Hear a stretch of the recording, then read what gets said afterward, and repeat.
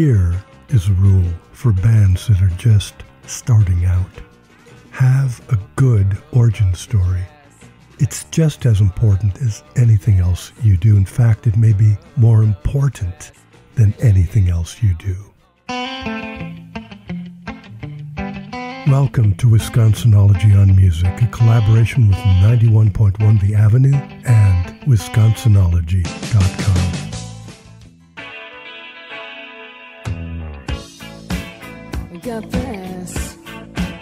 In 1981, the Violent Femmes, an acoustic trio, were busking in front of a drugstore near Milwaukee's Oriental Theater, trying to make a few dollars off the crowd standing in line to see that evening's headliners, the Pretenders, the hot new band from England.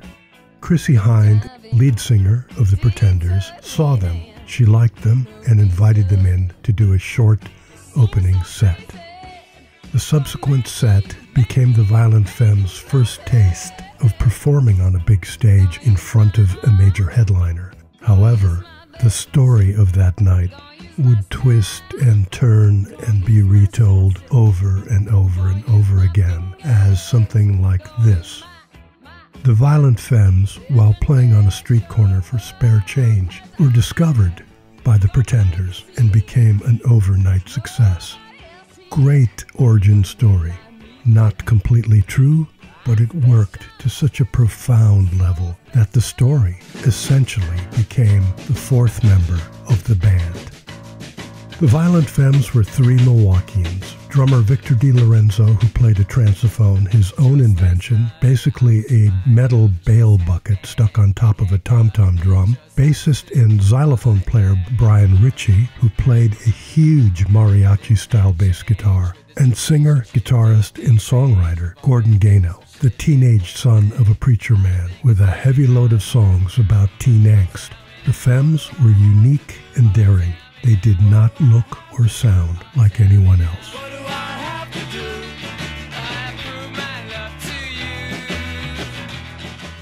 In 1982, their chance appearance with the Pretenders did not make them overnight stars. In fact, other than one brief encounter with the Pretenders many years later, they never heard from them again. The reality was that after that night in Milwaukee, a great deal of hard work lay ahead for them. But because of that night, they knew they had the goods.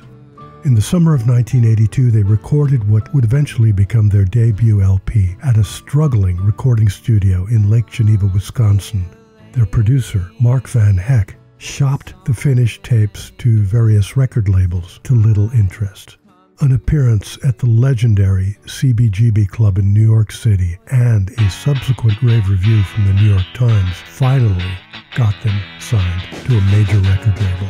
Their self-titled debut album came out to wide acclaim, steady long-term sales, MTV airplay, and countless appearances on a relatively new thing that was sweeping the nation, mixtapes. In fact, the Violent Femmes may have appeared on more mixtapes than any other band in history. By 2016, the total sales of this debut album reached over 4 million copies. The Femmes became a major live attraction, and everywhere they went, the story of their fairy godmother-style discovery followed them and gave critics, entertainment writers, and commentators an easy hook and an opening paragraph. Like most bands who achieve success, the great friendship and sense of purpose the three musicians first shared would soon turn into arguments over money, authorship, and commercial licensing. The original three would break up in 1987, reunite, and split again a few more times. But the show went on no matter what or with who, and the origin story went with the band with every retelling of their tale. I've mentioned before that Wisconsin's true state song is not on Wisconsin.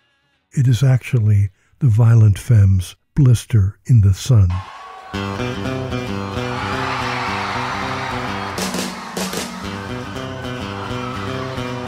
The original three did a reunion tour in 2013. at the famous Coachella Festival in the California desert.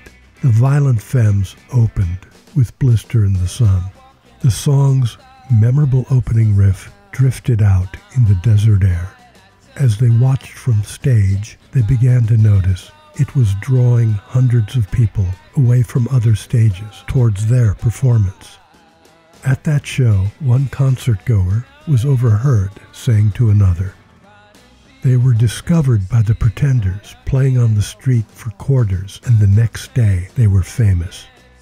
Well, not exactly, but close enough for showbiz. For 91.1 The Avenue and Wisconsinology.com, I'm Frank Anderson.